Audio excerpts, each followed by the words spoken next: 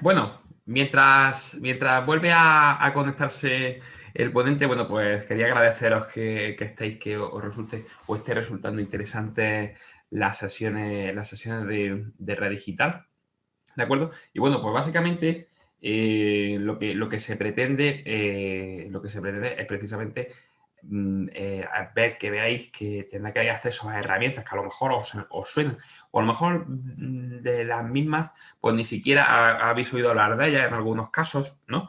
Y bueno, bueno, pues están ahí, están siendo desarrolladas ya sea por grandes corporaciones o por corporaciones, o a lo mejor por empresas más pequeñas. Es que hay muchísimas empresas que están haciendo cosas muy, muy interesantes, ¿de acuerdo? Y entonces, pues claro, también aprovecho, mientras vuelve la conexión, para que, bueno, pues si tenéis algún tema que queráis comentar, algún tema que queráis que nosotros desarrollemos en este tipo de sesiones, pues nosotros habitualmente siempre estamos buscando temas que se desarrollan, como habéis visto, cada 2 semanas, cada 2 semanas a nivel de presentación. Lo que ocurre es que a veces nosotros tenemos unos temas y, pues bueno, vosotros, pues bueno, en algún momento pues podéis tener alguna inquietud. Entonces, pues bueno, este puede ser un buen momento para decir, oye, pues Manuel, pues nos gustaría ver, por ejemplo, que hablarais la semana que viene de algún tipo de técnicas en concreto o de esta plataforma o de algún tema que básicamente sea para ayudar a desarrollar vuestros negocios. Pues yo creo que es una plataforma adecuada. Entonces, para ello tenéis, por ejemplo, tenéis la página propiamente dicha de Red Digital, donde podéis hacer las aportaciones correspondientes. Y también tenéis, bueno, pues tenéis contactos con varios de los miembros, por ejemplo, varios de los miembros de la junta directiva, en este caso del consejo directivo de Red Digital, ¿de acuerdo? O sea que yo creo que tenéis mucho acceso. Además, normalmente las personas que formamos parte del consejo directivo, pues somos personas muy, muy cercanas y siempre estamos abiertas a muchos tipos de propuestas nuevas, ¿no? O sea que bueno, pues siempre es conveniente. A lo mejor, imaginaros, no sé, tenemos la suerte de haber, vosotros a lo mejor a nivel digamos, local, habéis tenido la suerte de ver una herramienta que fabrican, por ejemplo, o que hacen en Valladolid, por ejemplo. Oye, pues a lo mejor resulta que esa herramienta que no conoce mucha gente, pues es un tema que puede ser muy importante.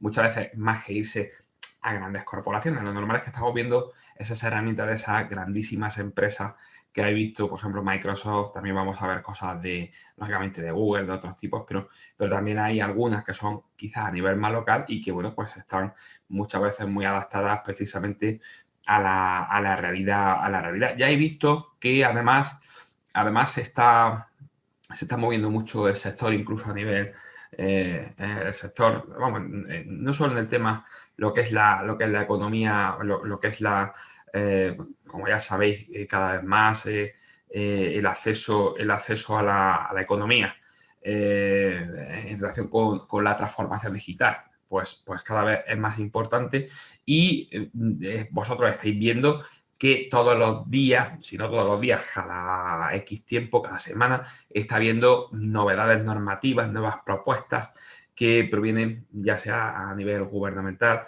o, por ejemplo, a nivel comunidad autónoma. Entonces, pues bueno, yo creo que es el momento de coger el tren digital, ¿eh? Y bueno, pues bueno, poner las pilas, ¿eh? O sea que dice, y me ha comentado que estaba reiniciando el ordenador, que si necesitaba algo me llamaba. Esto es un mensaje que me ha mandado así directamente a mi, a mi ordenador, ¿eh? Bueno, pues muchísimas gracias por la parte del soporte. Bueno, pues entonces quiero deciros que, o sea, vosotros, mientras esperamos mientras esperamos a nuestro ponente, yo creo que es el momento ideal, así que esta es una pequeña intimidad, el momento ideal para que cojáis el tren de la transformación digital y lo hagáis realidad. No penséis que son pues algo que, bueno, pues a lo mejor no estamos muy acostumbrados y a lo mejor tenemos, digamos, tenemos a alguien más joven en el despacho que nos pueda echar un cable con ese tema. Si no, no se trata de eso. Yo creo que de lo que se trata es que vosotros mismos asumáis el liderazgo digital también a nivel de los despachos. Mira, por ejemplo, fíjate que dice Enrique, dice Manuel, dice, ya que habla de propuestas, dice, hablar de blockchain para economistas sería interesante. Pues mira, oye, me parece interesante porque además el tema del blockchain ya hace poco ya me están llamando, o sea, antes, o sea, yo el blockchain, si me dice hace un año, el blockchain, pues yo digo, yo veía eso como algo como lejano. Te lo digo totalmente en serio. Y resulta que llevo 2 días recibiendo llamadas de algunos compañeros que han desarrollado algo en relación con el tema de blockchain. Y entonces yo joder, una gente que es, pero además, son gente de Granada, que es donde vivo yo.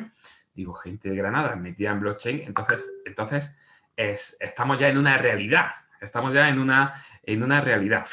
Además, fíjate que te dice, me está diciendo Enrique también, dice, además hay una alternativa valenciana para el almacenamiento de datos personales de nuestros clientes que vale la pena presentar que los economistas lo conozcamos. Pues mira, Enrique, te voy a tomar la palabra, ¿vale? Te voy a tomar la palabra porque, mira, yo creo que todo ese tipo de cosas... esta es la propuesta, ¿no? Que es... Espera, te voy a hacer una captura de... Bueno, voy a copiar directamente el link porque me parece interesante. Oye, ¿por qué no vamos a hacer cosas, verdad? Que son absolutamente interesantes. Mientras tanto, voy a coger el link y lo voy a poner mientras aquí a ver si pongo... A ver, voy a abrirlo, voy a abrirlo y bueno, pues simplemente pues para que veáis que, pues oye, hay... La cosa es que no se me abre el link. No sé si... O sea, me refiero a que a lo mejor está bien escrito, Enrique, porque dice... A mí no se me abre el link. Mira, fíjate, a Eugenio tampoco se le abre. Quizá a lo mejor le falta alguna letra o algo. Puede ser. Corrijo. Vale. Mira, está corrigiendo. Pues, oye, Enrique, muchísimas gracias. Yo creo que esta propuesta. Pues mira, igual que ha hecho Enrique, el resto igual. El resto de ustedes igual. Porque quiero decir, seguro que todos nosotros tenemos, o sea, sabemos que debemos mejorar en algo. Muchísimas gracias. Ahora sí, efectivamente, ahora sí es verdad que abre. Entonces, lógicamente, pues también los tendremos ahí para contactarlos y pues yo os pediría, mira, pues fíjate, vale la pena. Yo os pediría que hicierais ese esfuerzo de decir, bueno, yo que quiero mejorar mi despacho, o bien a nivel interno, o bien como un servicio a los clientes, ¿vale? O Hola, sea, sí, Manuel, hola, ¿qué tal? ¿Cómo estás? ya estoy Ya aquí. estás, ¿no? Perfecto. Muy bien, Vale, ya perdón, te voy y te escucho. ¿Qué tal? Sara. ¿Qué tal? ¿Todo bien? Bueno, tratando de reinicializar todo, es que tengo muchas, Sí. digamos, software de arranque, etcétera, etcétera, Ujú, ujú. y vale. Y Enrique. ahora estoy inicializando Ujú. Perfecto. Muy bien. Enrique, miraré el enlace que nos han mandado. Es que mientras conectaba Manuel, hemos estado hablando un poco también de temas de transformación digital y bueno, pues mientras estamos hablando un poco de estas cosas. Así que Perfecto, muchísimas para gracias. tapar un poco el bache este que he Sí, provocado. sí, nosotros nos desenvolvemos. Muy bien. Pues nada, ¿puedes compartir bien la pantalla o...? Estoy arrancando, ¿vale? Vale. Hemos estado mientras hablando un poco antes, mientras de, por ejemplo, Ujú. de protección de datos de forma segura, por ejemplo, tema de cloud encriptado, cosas de ese tipo que también que son interesantes. Todo esto Bueno, en economía digital Pues todo es absolutamente... Hay muchas cosas relevantes. También hemos estado, mientras se arranca, hemos estado hablando también de algo de alguna cosa relacionada con blockchain, ¿eh? Que bueno, pues lo que le estaba comentando a los compañeros, que el blockchain era algo... era algo como que yo lo veía muy lejano y abstracto, y resulta que hay gente en Granada, por ejemplo, que es donde yo vivo, que está dedicada a cosas de ese tipo, con lo cual quiere decir, bueno, pues si es gente tan cercana que ya se dedica a esas cosas, pues oye, pues está bien. Eh, Te digo, el tema es, yo no sé si habéis escuchado la cantidad de ciberataques que se producen diariamente, es un número realmente importante. Ujú, Eh, hay que tener bien cerrados los servidores porque ujú, eh, está la cosa bastante complicadilla ujú. en ese aspecto. Bueno, a ver si puedo arrancar esto ya. Vale, bien. Ahora sí, fase diapositivas, va. Eh, Compartir pantalla. Hablaremos de ese tema también que comenta mientras en el chat de las PAS, del tema de la brecha, del tema de ciberseguridad, que me parece absolutamente también relevante, ¿eh? Ciberseguridad no solo para nuestros despachos, sino también, lógicamente, para asesoramiento para los clientes. Parece muy interesante también. Vale, no sé si alcanzan a ver la pantalla, me parece que no, ¿no? Todavía no. Yo he Vale. dado a la opción de que puedan compartir varios participantes de forma simultánea, con lo cual, Compartir sí, pantalla, ahí, eso es, botoncito verde. Ujú. ahí está. Vale, Ahora. vale. Ahora sí. Espero. Estábamos que era de Guadalajara, etcétera, etcétera, y que en las técnicas de- para el análisis de datos, y quedamos aquí en lo que era el tema del contexto. Entonces, lo que rápidamente, seguramente no quiero profundizar demasiado porque seguramente ya habéis eh, visto grande esto y yo no quiero digamos, volver a profundizar. Pero sí comenzar diciendo de que el tema de lo que es Big Data como tal, arrancaron siendo las tres V, donde la primer V es la velocidad y no es un tema menor porque digamos que cada vez más la velocidad con que se produce y se consume información es mayor. No solamente que la velocidad con que se produce y se consume es mayor, sino que adicionalmente, mientras nosotros estamos generando datos de cualquier tipo, tenemos por debajo procesadores que los están analizando y están aumentando lo que son las bases de conocimiento. Eh, para que tengáis idea, ya muchas de las páginas web que nosotros estamos visitando generalmente son armadas en tiempo de visionado y se conforman de acuerdo a los perfiles que van teniendo de nosotros en la medida que van tomando datos. Es decir, analizan los perfiles que nosotros tenemos en línea y adicionalmente a eso, los sistemas de recomendación, como he dicho antes, a partir, por ejemplo, de los cookies de sesión o los cookies del usuario, nos van recomendando elementos. Es decir, cada vez más las páginas que nosotros estamos viendo en Internet son únicos.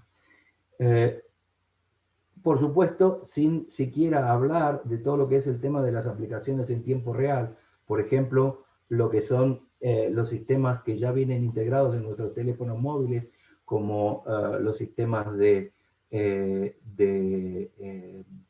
que cuentan pasos, etcétera, donde no solamente nos cuentan los pasos, sino que saben cuál es nuestra preferencia en andar, por las zonas que vamos, la velocidad que nosotros imprimimos, a partir de eso pueden tomar decisiones como estimar la edad que tenemos. Si a eso le sumamos que tenemos un reloj digital que nos cuenta la temperatura y las pulsaciones, etcétera, bien, eso significa que hoy estamos altamente controlados a una velocidad realmente increíble.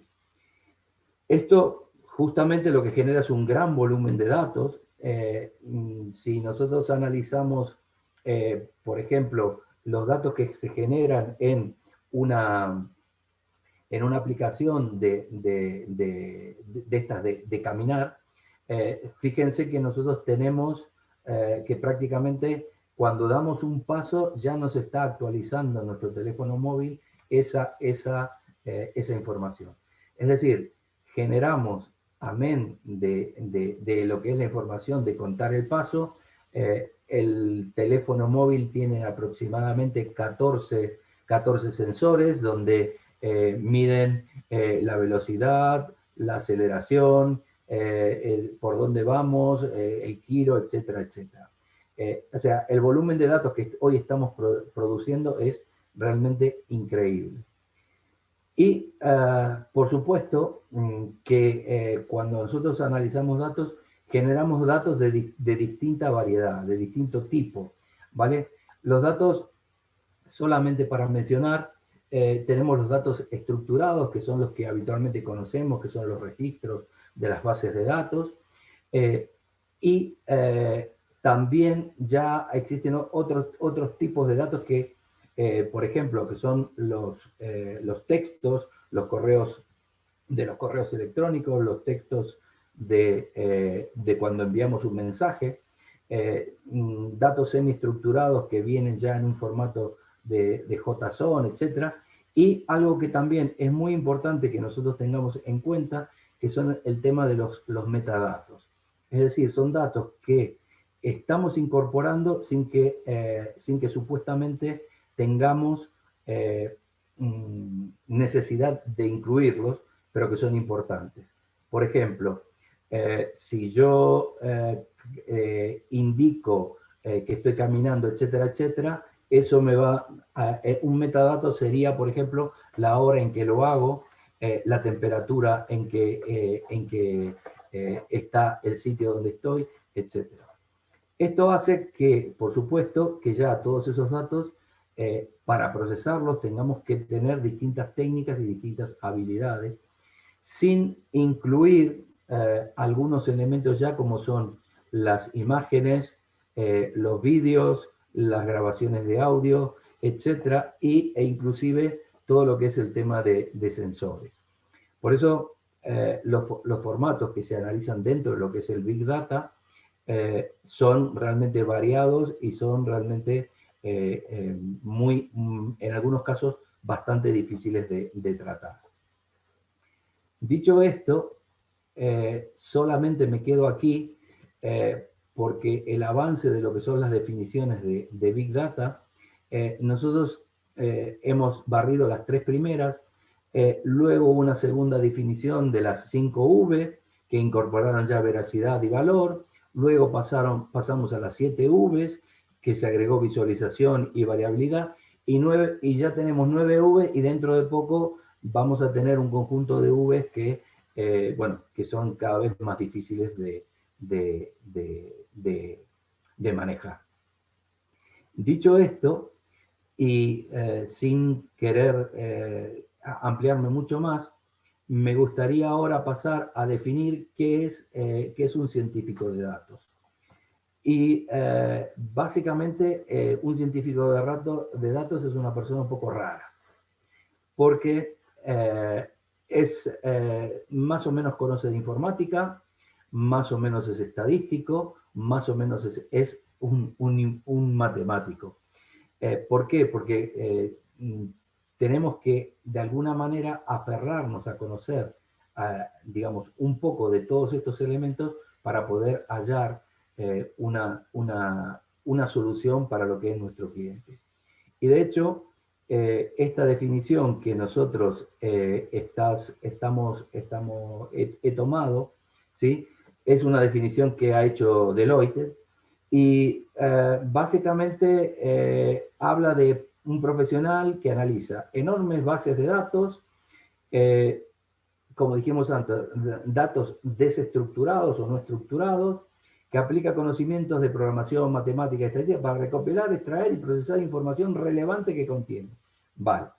Esta definición a mí la verdad que no me gusta. Simplemente me gusta más esta, que es un poco, quizás un poco más antigua, pero que creo que nos va a ayudar a enfocarnos. Es el tema es una persona que intenta descubrir patrones en el conjunto de datos.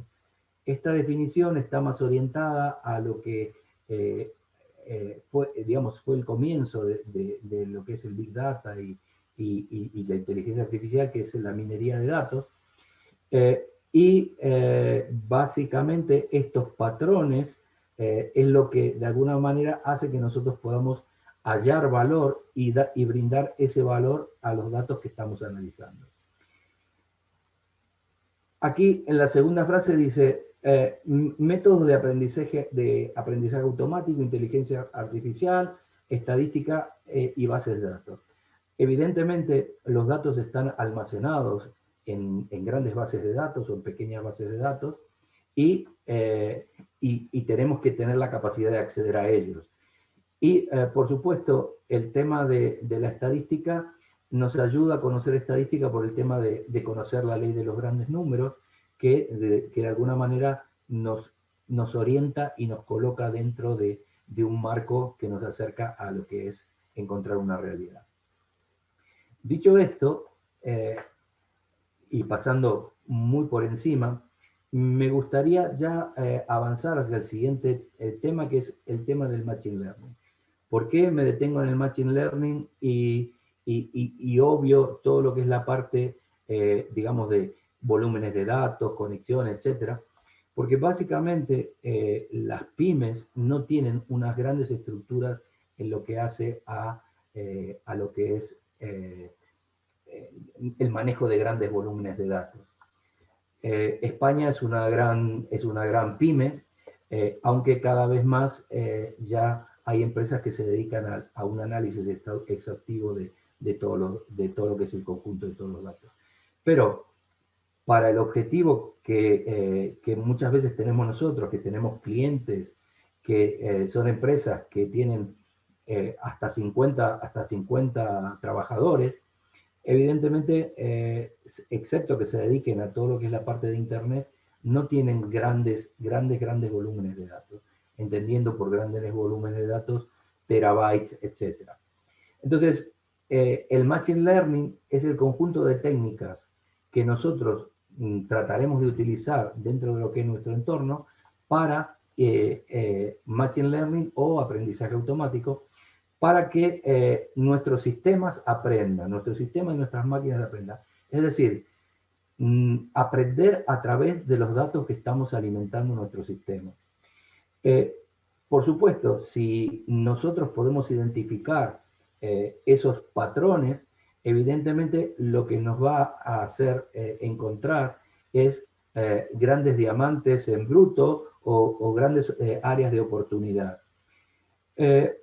Entonces, ¿qué es lo importante del Machine Learning? Es que tenemos que ser capaces de extender esos conocimientos, ¿sí?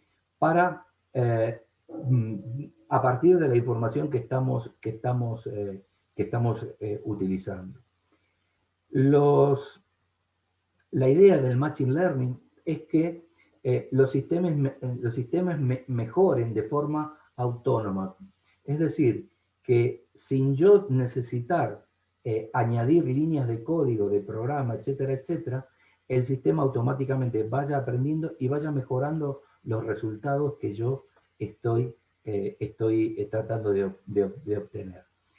Y, por supuesto, esto tiene sentido si podemos resolver problemas que son prácticos. Una definición que me parece bastante importante es de este señor Andrew Ng, que es uno de los principales expertos en todo lo que es Machine Learning y sobre todo Deep Learning. Esto va bastante relacionado con Google y con empresas de de inteligencia artificial, etc. Él define como la ciencia hacer que las computadoras actúen sin estar explícitamente programadas, que tiene que ver con parte de lo que es la definición anterior. Y la gente de la consultora McKinsey lo que trata de explicar el Machine Learning es que sean algoritmos que puedan aprender sin utilizar programas. Básicamente, utilizar reglas y esas reglas que nos ayuden a solucionar los problemas. Esto es muy interesante, dado que la mayoría de las empresas, sobre todo las grandes empresas, por ejemplo, Elon Musk, etcétera, han conectado su red de vehículos eléctricos, ¿sí? A una nube y ayudan a mejorar sus sistemas de conducción autónoma a partir de todas las experiencias de todos los vehículos que tienen registrados en todo el mundo. Evidentemente no es el volumen ni las aplicaciones que tenemos nosotros, pero fíjense que ya eso hace que se pueda aprender que un vehículo pueda ir conduciendo en una carretera sin necesidad de programar líneas de código de ningún tipo. Dicho esto, me gustaría ahora pasar a básicamente las dos principales áreas de lo que es el Machine Learning. Y uno de ellos es el aprendizaje supervisado. Y permítanme poner un ejemplo bastante simple, no sé si el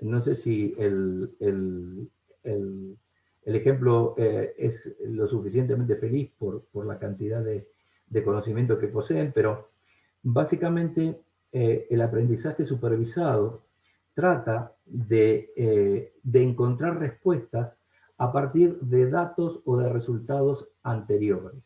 Es decir, sería como que le estamos enseñando, un maestro le enseña a un niño y el niño aprende esas respuestas y crea sus propias reglas.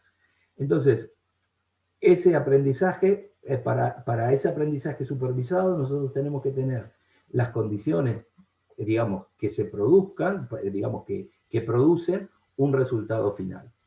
Y por supuesto, ya aquí voy a entrar un poquito más en detalle, los datos que manejan los algoritmos pueden ser numéricos, pueden ser categóricos, y en los conjuntos de datos, tanto numéricos como categóricos, responden a una etiqueta o un resultado, una solución. Esa solución, básicamente, es lo que nosotros a través de los datos tenemos que aprender para colocar nuestra temperatura ideal cuando nos vamos a duchar. Entonces, como un ejemplo muy simple, muy sencillo, y que después lo podemos complicar, si nosotros tomamos la temperatura del agua con la que nos vamos a duchar, tenemos una variable numérica que es la temperatura del agua, que está expresada en grados centígrados, y la sensación que tiene la persona cuando se está duchando. En el primer caso es si el agua está a 60 grados, la persona dice, está muy caliente. Pero si está a 36 grados, dice, está fría. Baja la temperatura, pasa a 50 grados, dice, está caliente. Así siguiendo hasta que llega aquí vemos dos instancias que dice, el agua está a 39 grados, es una temperatura ideal. Si la temperatura está a 41 grados, la sensación que tengo es ideal. Es decir, en base a la temperatura del agua, nosotros vamos a poder predecir cuál es la sensación de confort que nosotros tenemos cuando nos duchamos. Entonces, acá podemos decir qué es lo que ha aprendido la máquina, y siendo muy sencillo y muy tratando de ser lo más pedagógico que puedo. Si la temperatura es menor que 39 grados, la sensación que tiene la persona cuando se ducha dice que el agua es fría.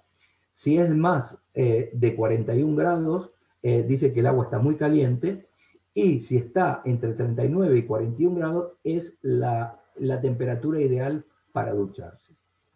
Bien, dicho todo esto, ahora vamos a tratar de incorporarlo dentro de un proceso de aprendizaje supervisado.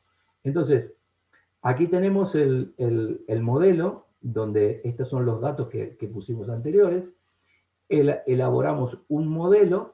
Entonces, ahora lo que nosotros que nos gustaría determinar es si yo al modelo le coloco una temperatura de agua, el modelo me debe decir cuál es la sensación que yo voy a obtener al ducharme.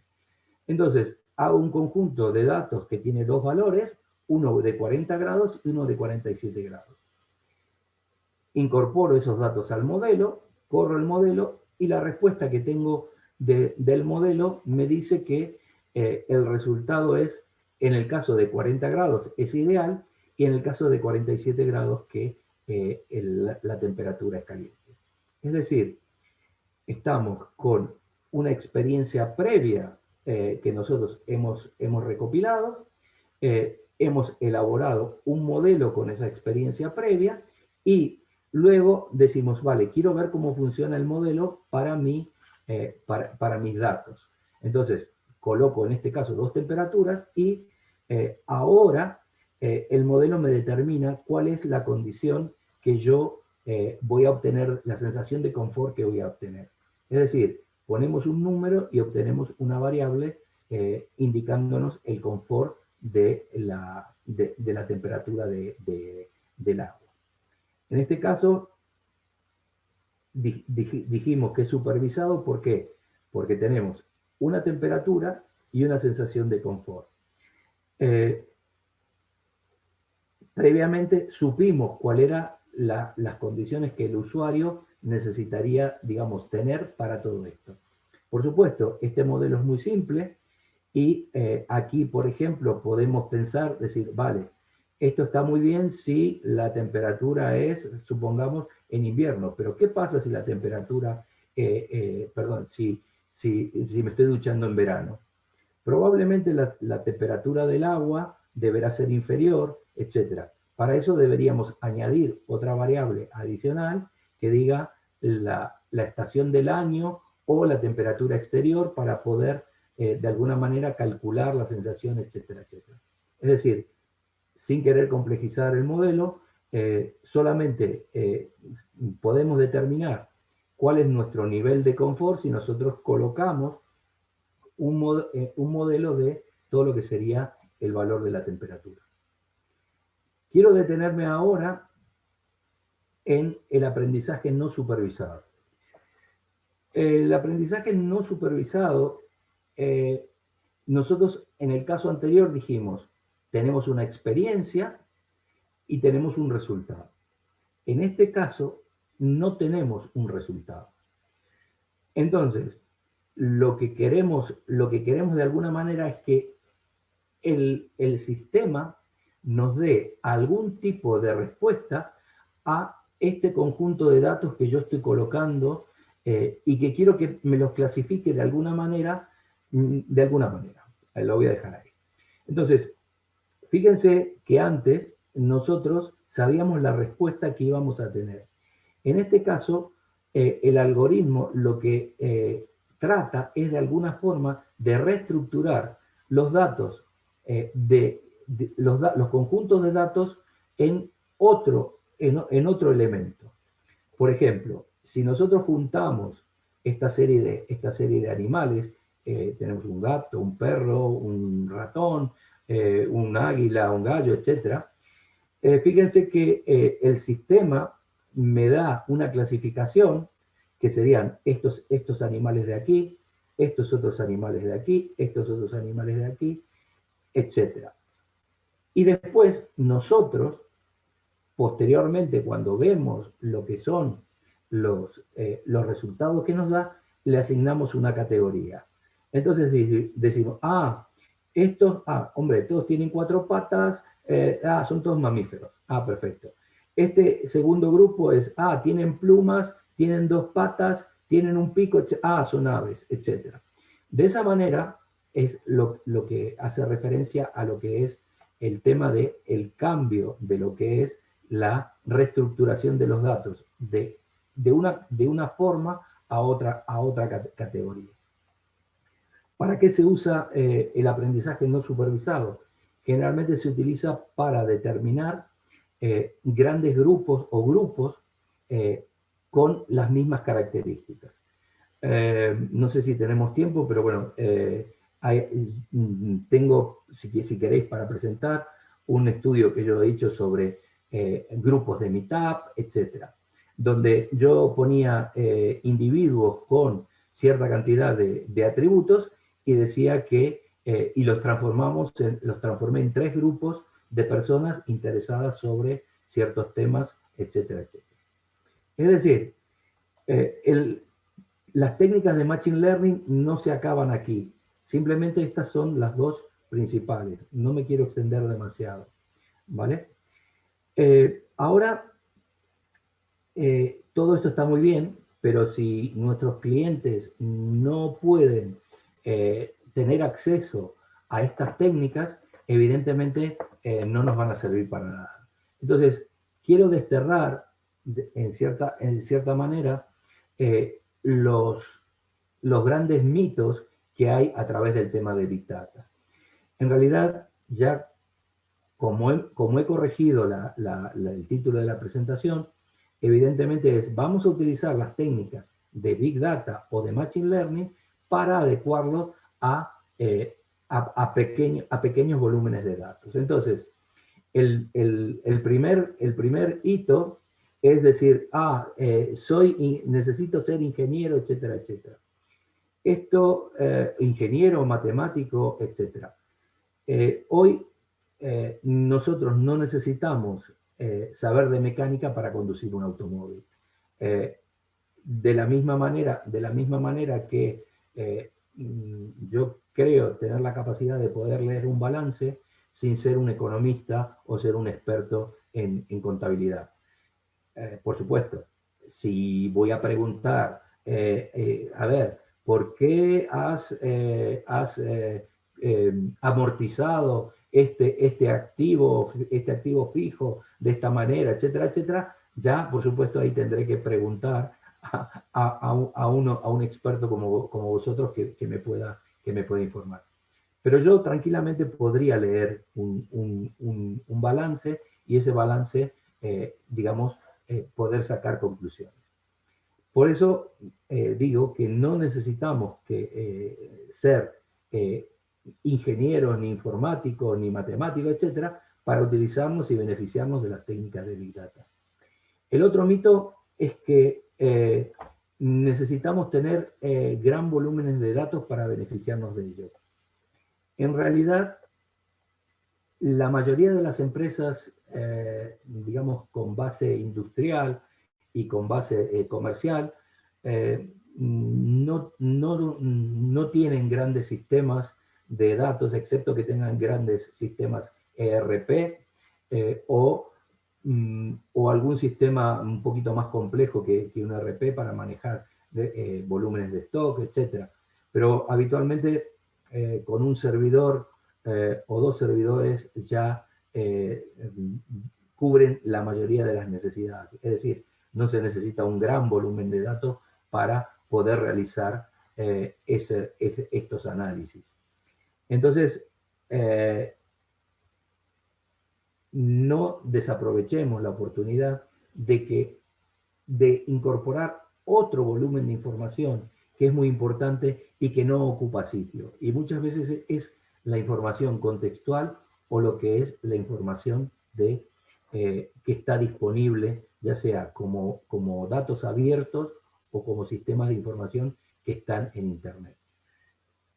Solamente a modo de mención, yo hice un estudio para el sector de cervezas artesanales y prácticamente el 90% de la información la extraje de de Internet. Y no me ocupó ningún lugar y tampoco paso al siguiente tema. He necesitado una gran cantidad de software y hardware para poder ni procesar ni realizar, digamos, el análisis de toda la información que he tomado. Básicamente, ese estudio tenía que ver con el tema de la duración y la vida de las empresas cerveceras artesanales. Dicho esto, el siguiente punto, y es para avanzar porque ya vamos tarde, es decir cuándo tiene sentido que utilicemos el análisis de datos. Básicamente tiene sentido cuando yo mencioné el tema de los 3 ejes. Cuando nos va a permitir aumentar ingresos. Es decir, el análisis de datos, vamos a encontrar una brecha, un elemento que nos permita decir, he encontrado esto y vamos a obtener un mayor nivel de ingresos. Por otro lado, si yo puedo decir, hombre, aumento la eficiencia por el análisis, es decir, tengo que un comercial, en lugar de ejecutar 10 visitas para conseguir una venta, lo hace en 8 o en 5. Entonces, evidentemente, ese aumento de la eficiencia, en definitiva, trae un aumento de ingresos, ya sea un aumento de ingresos por el aumento de facturación o por la disminución de costos. Y también cuando cuando se disminuyen riesgos en las operaciones que nosotros estamos utilizando. Asesoro una pequeña empresa financiera y lo que hacemos habitualmente es hacer un análisis de riesgos de impago de los clientes de la empresa financiera. Dicho esto, y para tratar de ser lo más posible escrupuloso con el tiempo, quedarían 3 minutos. Voy a presentar muy rápidamente algunos ejemplos que fueron experiencias propias. Cuando en un momento me dediqué a lo que era la venta de servicios de gas natural. Entonces, el objetivo, o lo que me pasaba, era que me daban un listado con 400 clientes, y resulta que mi tasa de cierre era aproximadamente el 2%. A partir de darle vueltas al asunto, dije, bueno, voy a empezar a ver cómo puedo analizar esto, porque con este nivel de eficiencia me voy a morir de inanición. Entonces, lo que hice fue empezar a colectar datos. Y para eso colecté datos de datos contextuales, que era, por ejemplo, el modelo y matrícula de los vehículos que estaban aparcados cerca del sitio que iba a visitar. Eso me permitía más o menos estimar cuál era el nivel socioeconómico de las personas que yo iba a visitar. De la misma manera, lo que hice fue acceder al catastro y ver las características de los edificios que yo iba a visitar. Y, por supuesto, también una de las cosas que traté de hacer fue aumentar la cantidad de interacciones con las personas, los vecinos, etc. Todo esto, ¿qué me permitió? ¿Me permitió vender más? La respuesta es no. Lo que me permitió es descartar aproximadamente el 80% de los prospectos que me daban en esos listados, y solamente me concentraba en un 20%. A partir de ese momento, empecé a pedir más zonas y en lugar de estar trabajando con una zona con 400 clientes, trabajaba con 5 zonas que supuestamente serían unos 2.000 clientes, pero en realidad yo solamente me concentraba en unos 300 aproximadamente. Eso me permitía ganar tiempo y sobre todo descubrir nuevas oportunidades digamos, para elementos de la zona. ¿Qué ocurrió? Que dentro de esos elementos que yo descubrí un negocio en el cual pude hacer alrededor de 350 contratos en un periodo realmente muy corto. Es decir, el hecho de disponer tiempo para poderme concentrar en los clientes que efectivamente me iban a comprar, a su vez de aumentar mi capacidad de tasas de conversión, también me permitió destinar tiempo a encontrar nuevas oportunidades. A partir de ahí, por supuesto, lo que hice fue después de eso, dedicarme a vender estos sistemas a todas las compañías que se dedicaban a lo mismo que hacía yo. El siguiente ejemplo es una compañía financiera, una pequeña compañía financiera, con alrededor de 300 clientes. Y básicamente lo que se decidió hacer es una campaña, estas famosas campañas de trae un amigo y te regalamos lo que sea, ¿vale? En este caso hicimos eso, pero analizando los datos. Basados en los resultados de campañas anteriores, buscamos los clientes y los amigos que trajeron esos clientes. Entonces, a partir de esa relación de amigo-cliente, lo que determinamos fueron cuáles eran los perfiles que nosotros teníamos que salir a buscar para evitar justamente uno de los temas bastante importantes, que es el tema de los impagos en el tema de lo que son las cuotas y demás. Colocamos esos datos en un modelo y dentro de esos 300 clientes, el modelo seleccionó nada más que 50 personas que podían presentar amigos. Por supuesto, se organizó la campaña alrededor de esos amigos, se les premiaba con un cierto importe de descuento en sus cuotas, etc. Y el resultado fue realmente sorprendente porque aquí sí conseguimos lograr los 3 ejes. Por supuesto, aumentamos los ingresos sin necesidad de pagar comisiones a los vendedores. Por supuesto, se aumentó la eficiencia porque sin nosotros buscarlo, se empezó a aumentar la cantidad de préstamos vendidos y se disminuyó el riesgo porque descubrimos que las personas que nos recomendaban a los amigos eran personas que no recomendaban a nuevos clientes que podrían ponerlos en desprestigio a las personas a los cuales ellos presentaban. Esto lo que redujo fue el tema de el análisis, dentro de lo que es el análisis de riesgo y sobre todo lo que es las consultas a los burós de crédito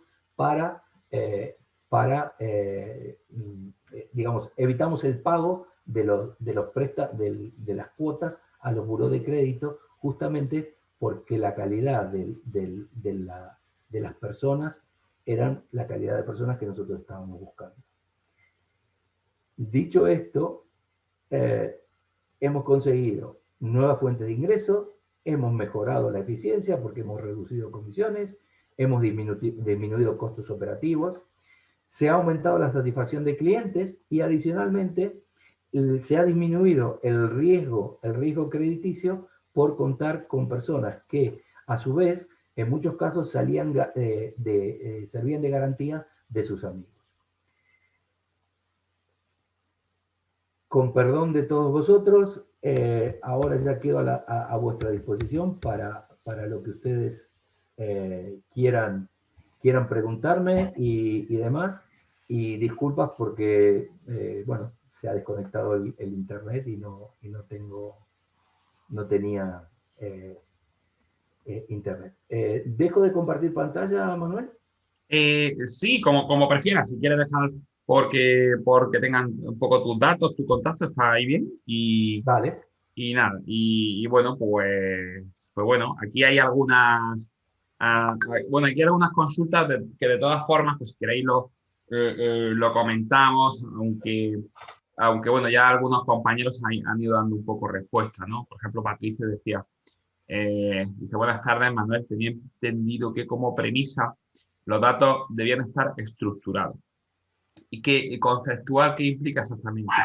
Que deban tener algún código, por ejemplo, algún vale, código o concepto común como nexo de unión, por ejemplo, entre distintas bases de datos con las que quieras vale. trabajar. Y luego, por ejemplo, cuando hay algunas, Eh, por ejemplo, vemos la si me respuesta. permites, si me ¿Sí? permites, te digo, datos estructurados básicamente significa, si vosotros habéis visto en Excel que nosotros tenemos un ID de cliente y después tenemos distintas columnas, etcétera, que digan número de documento, todas las prioridades. Eso significa que en cada posición que nosotros tenemos un dato, ¿ok? Hay formatos de datos que no necesariamente tienen que estar, digamos, metidos dentro de estas cajitas, o si fueran las celdas de Excel. En una celda de Excel puede haber distintos datos. Imaginémonos, por ejemplo, un texto de un correo electrónico donde en el texto figura el remitente, figura etcétera. Entonces, ese dato ocupa una celda de Excel, pero a su vez internamente tiene distintas divisiones. Es decir, dice quién emite el correo, quién lo recibe, cuál es el asunto, etcétera. Es decir, ya lo que son los datos de las bases de datos como estamos habitualmente, ya digamos se ha ampliado el concepto como tal. No Ujú. sé si he respondido. Muy bien, estupendo. Sí, y ya un poco por comentar también, bueno, algunas cosas que decía algún compañero, pues, por ejemplo, Virginia decía, pues un dato, pues eso, un dato no estructurado es una imagen, texto, vídeo, mientras que uno estructurado es un número. Y Omar, pues igual. Hoy en día podemos trabajar tanto en datos estructurados como no estructurados, incluso pues, combinar los dos tipos. Y es cierto que lo más sencillo es encontrar algún tipo de relación para trabajar entre los datos entre los datos para poder trabajar en ellos, pero cuando trabajas con grandes cantidades de datos, eso no siempre es posible, al menos de forma fácil e intuitiva. ¿Vale? Vale, eso es correcto. Uh-huh. Cuando estamos trabajando con no solamente grandes volúmenes, sino que adicionalmente con distintas fuentes de datos, Uh-huh. eh, para que vosotros tengáis una idea, el trabajo del data scientist o del analista de datos, el 80% de su tiempo lo destina a limpiar datos. Uh-huh. No solamente, no sé, por ejemplo, una base de datos que esté en Alemania a una base de datos que esté en Latinoamérica. Yo me he vuelto loco con los acentos cuando estamos hablando de base de datos de Francia, etcétera. Es decir, cuando tú estás trabajando con distintos códigos alfabéticos, es un problema bastante serio todo lo que es el tema del análisis de datos. Y cosas que parecen evidentes y obvias, muchas veces no lo son tanto. Por eso el trabajo más pesado de un analista de datos es justamente hacer que los datos funcionen y que cuajen dentro de lo que es el algoritmo. Y otra cosa que quería comentar es el hecho de que eh, cuando estamos hablando de analítica, ya digamos algoritmos, cada dato tiene que estar en su sitio. O sea, no puede haber un dato en un lado y otro dato en otro. Es decir, se trabaja como si fueran con tablas. ¿Por qué? Porque evidentemente es mucho más sencillo para los algoritmos sumar o hallar un promedio, por ejemplo, dentro de lo que es una columna, que si lo tiene que ir a buscar entre distintos elementos de datos. Muy bien. Bueno, nos comenta también otro compañero, Eugenio, si tenemos qué soluciones de software nos recomiendas para aplicar. Yo para este tipo de nivel, digamos, para soluciones así básicas, hay un software de la Universidad de Waikato, que es una universidad de Nueva Zelanda, que se llama WECA, ¿vale? Weka con WECA, W, quizás. W-E-K-A, W, E-K-A, E-K-A. Vale, ¿sí? lo voy a poner aquí en la... Este software tiene la capacidad de que justamente es uno de los que yo elijo cuando no, digamos, no tenemos capacidad de programar. Ujú. ¿Por qué? Porque es muy sencillo y hay algo que es fundamental en todo lo que es el análisis de datos. Si tú te vas a muchos de los programas, ya sean, por ejemplo, semiestructurados como el K9 o algún otro, o si ya te vas a lenguajes de programación como el R o como el Python, te vas a encontrar que cuando tú vas a colocar los parámetros de un algoritmo, eh, te van a faltar la mayoría porque no van a estar presentes. Este software lo que hace es, te los coloca de alguna manera, te los permite visualizar y te los explica y te permite tocar cada uno de esos para mejorar la performance del algoritmo. Muy bien, estupendo. Tenemos una última consulta, salvo que haya alguna más, de Patricio. Dice, ¿alguna de las herramientas que estoy conociendo son Caseware IDEA, Arbutus o Aura Quantic y sobre todo Microsoft Power Platform, Automate, Apps, Power BI? ¿Qué opinión le merece? Si has trabajado con alguna de ellas, Manuel. Mira, yo trabajo básicamente con herramientas de analítica de datos, trabajo con dos. R porque me gusta más que Python y justamente estuve hablando con el jefe del máster de Big Data de la UNED y me dice, mira, nosotros seguimos dando R a pesar de que Python es más famoso porque R tiene una mejor base estadística que Python. Yo particularmente la uso porque para mí es más fácil. Cuando tienes que programar, me parece mucho más fácil. Cuando tienes que hacer la parte de analítica de datos para pequeñas empresas, etcétera, el Weka va estupendo, va genial. Y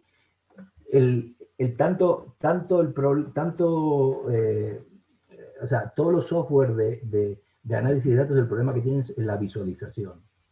Entonces, dentro de la visualización, yo la herramienta que más estoy utilizando es la del Power BI, porque, bueno, no es tan sencilla, pero es bastante ágil y te permite tener gráficos muy chulos y muy potentes muy rápidamente.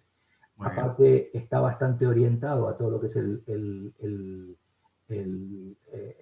la parte de Excel, con el Excel Query y todo ese tipo de infraestructuras que son muy poderosas también. Y la verdad que son muy buenas. Es decir, todas funcionan muy bien. El tema es que depende para qué. Vale, muy bien. Pues si no tenéis ninguna consulta más, pues a mí solo me queda, dice Amadeo, muchas gracias, Eugenio, muchas gracias. Bueno, Les pues pido mira, perdón por el corte y bueno, cualquier cosa que necesitéis, siéntanse libres de llamarme por teléfono o enviarme un correo que con todo gusto lo comentaremos. Muy bien, muchísimas gracias. Ha estado muy interesante. Te queremos dar las gracias desde Red Digital. Y bueno, pues nada, oye, pues una experiencia maravillosa en este sentido, una aproximación a Big Data, pues no, porque por lo menos nos abre ahí, nos abre los ojos y nos hace, y nos hace un poco ya situarnos, que esto es un tema importante. Don Manuel, muchísimas gracias Agradecido a ustedes.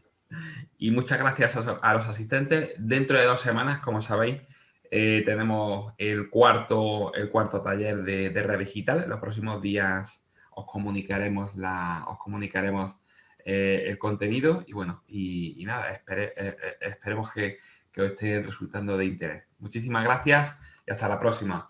Gracias, Manuel. Gracias a todos. Hasta luego.